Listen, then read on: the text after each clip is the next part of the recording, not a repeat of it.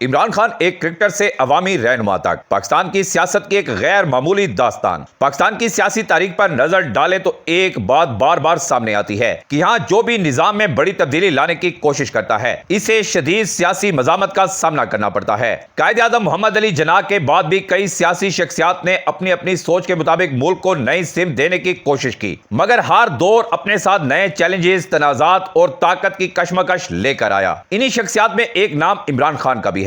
عمران خان صرف ایک سیاستدان نہیں تھے، وہ اس سے پہلے ایک عالمی شہرت یافتہ کرکٹر تھے جنہوں نے 1992 میں پاکستان کو ورلڈ کپ جتوا کر پوری قوم کا سر فخر سے بلند کر دیا۔ اس کامیابی نے انہیں پاکستان ہی نہیں بلکہ پوری دنیا میں ایک ہیرو بنا دیا۔ ان کے چاہنے والے دنیا کے ہر کونے میں موجود تھے۔ ورلڈ کپ جیتنے کے بعد اگر عمران خان چاہتے تو آرام دہ زندگی گزار سکتے تھے۔ کرکٹ کمنٹری، بین الاقوامی تقریبات، اشتہارات اور دیگر شعبوں سے وہ کروڑوں روپے کما سکتے تھے، لیکن انہوں نے ایک مختلف راستہ منتخب کیا۔ انہوں نے سیاست میں قدم رکھا جہاں شہرت سے زیادہ تنقید، مخالفت اور مشکلات ان کا انتظار کر رہی تھیں۔ عمران خان کا موقف تھا کہ پاکستان میں دو الگ نظام چل رہے ہیں، ایک طاقتور اور بااثر طبقے کے لیے جہاں ہر سہولت موجود ہے، اور دوسرا عام آدمی کے لیے جو مہنگائی اور بے روزگاری اور بنیادی سہولیات کی کمی کا شکار ہے۔ ان کا دعویٰ تھا کہ وہ اس فرق کو ختم کر کے ایک ایسی ریاست قائم کرنا چاہتے ہیں جہاں قانون سب کے لیے برابر ہو۔ طویل سیاسی جدوجہد، جلسوں، دھرنوں اور انتخابی مہمات کے بعد 2018 میں پاکستان تحریک انصاف اقتدار میں آئی اور عمران خان پاکستان کے وزیر اعظم منتخب ہوئے۔ اقتدار سنبھالنے کے بعد ان کی حکومت نے کئی ایسے منصوبے شروع کیے جنہیں ان کے حامی آج بھی ان کی بڑی کامیابیاں قرار دیتے ہیں۔ ان میں صحت کارڈ پروگرام، احساس پروگرام، پناہ گاہیں، لنگر خانے، بلین ٹری، سونامی، یونیورسٹیوں اور اسپتالوں کے منصوبے، کسانوں کے لیے مختلف اقدامات اور بیرون ملک مقیم پاکستانیوں کو سرمایہ کاری کی ترغیب جیسے منصوبے شامل تھے۔ ان کے حامیوں کا کہنا ہے کہ عمران خان نے پہلی بار ایک فلائی ریاست کا تصور عملی شکل دینے کی کوشش کی، جبکہ ناقدین کا موقف ہے کہ ان کی حکومت کو معاشی مشکلات، مہنگائی، گورننس کے مسائل اور سیاسی محاذ آرائی جیسے چیلنجز کا سامنا رہا۔ اپریل 2022 میں قومی اسمبلی میں عدم اعتماد کی تحریک کے ذریعے عمران خان کی حکومت ختم ہو گئی۔ عمران خان اور ان کی جماعت مسلسل یہ موقف اختیار کرتے رہے کہ ان کی حکومت کو ایک بین الاقوامی سازش اور اندرونی سیاسی کرداروں کی مدد سے ہٹایا گیا۔ دوسری جانب سابق حکومتی اتحاد، اپوزیشن جماعتوں اور ریاستی اداروں نے اس الزام کو مسترد کرتے ہوئے کہا کہ حکومت آئینی طریقہ کار کے تحت عدم اعتماد کی تحریک سے ختم ہوئی۔ اقتدار سے ہٹنے کے بعد عمران خان کی مقبولیت میں مزید اضافہ دیکھنے میں آیا۔ ملک بھر میں بڑے جلسے ہوئے، نوجوانوں کی بڑی تعداد ان کے ساتھ کھڑی نظر آئی، جبکہ سوشل میڈیا پر بھی ان کی جماعت کا بیانیہ مسلسل زیر بحث رہا۔ بین الاقوامی میڈیا اداروں نے بھی پاکستان کی بدلتی ہوئی سیاسی صورتحال کو نمایاں انداز میں رپورٹ کیا۔